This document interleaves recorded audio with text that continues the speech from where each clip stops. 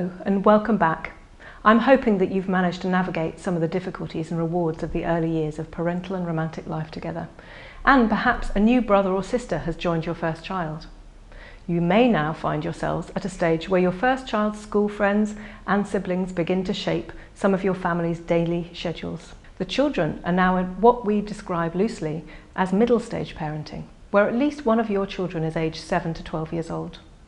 In this session and the following session, we'll be looking at family scripts and how differing family scripts between you as a couple can cause some difficulties. We will be meeting a new couple, Sasha and David, who have 2 children, Jack, aged 7, and Grace, aged 11. Let's start by looking at what family scripts are. Family script is a term used in family therapy to describe our usually unconscious patterns of interaction, both within our family of origin and within our new family. These family scripts describe how we've learned to behave both as a couple and as a family, and are linked to our beliefs and our values about how we live our life. We might have a family script about how to parent, how to manage conflict, or how to care for each other, and even how to be a mother or a father, as we've discussed in the previous session. These scripts are often passed from generation to generation in a family. For example, if you see your children arguing, then you may have an inner voice that says, "I mustn't let them get away with this, or they'll think I'm soft." This might be an example of a more authoritarian family script passed down by a parent or grandparent. If your partner, however, has their own internal voice that says the children are just being playful, an example perhaps of a more permissive family script, you may end up arguing between you about how to manage. What makes family scripts complex is that our partner's scripts interact with our own scripts and influence the roles we might play. For example, an authoritarian script from our partner can make us less authoritarian ourselves in order to create less conflict, as we discovered in the last session. So where do family scripts come from?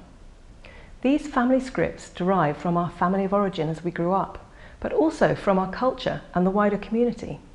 They can be traced back to our parents and grandparents and beyond. Sometimes the scripts can be acquired and or influenced directly through the wider system, such as school teachers, peers, or the religious community. There are several nuances of family scripts that we bring into our parenting and relationship roles.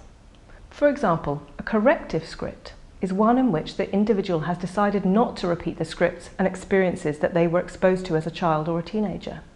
In this example, someone who's had a very dismissive or neglectful parent experiences may make extra efforts to ensure that their children are busy with activities and that they as parents are very involved and supportive. This can sometimes tip over, and suddenly they find themselves overcompensating and causing difficulties in a different sort of way. There are also repetitive scripts, where we repeat other positive or negative experiences we had in our own family of origin. Maybe now, as a new parent, you are determined to repeat some of the traditions from your own childhood.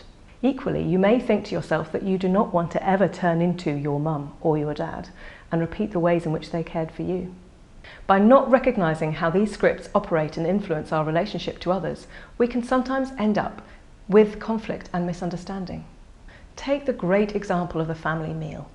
If one parent experienced family scripts in their own childhood where food was scarce or punishments were imposed if they didn't finish their meal, this is going to be directly at odds with a parent who perhaps grew up in a very different family script around mealtimes.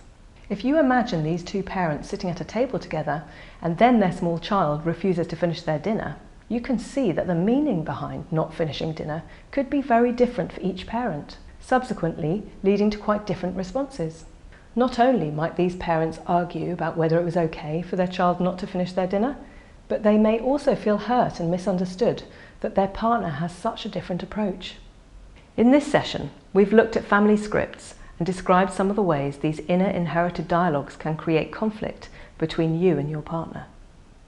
In the next session, we'll be continuing this by looking at a case study of our new couple, Sasha and David, and giving you a fun family exercise to agree on scripts that better fit your present-day family needs and aspirations. See you then.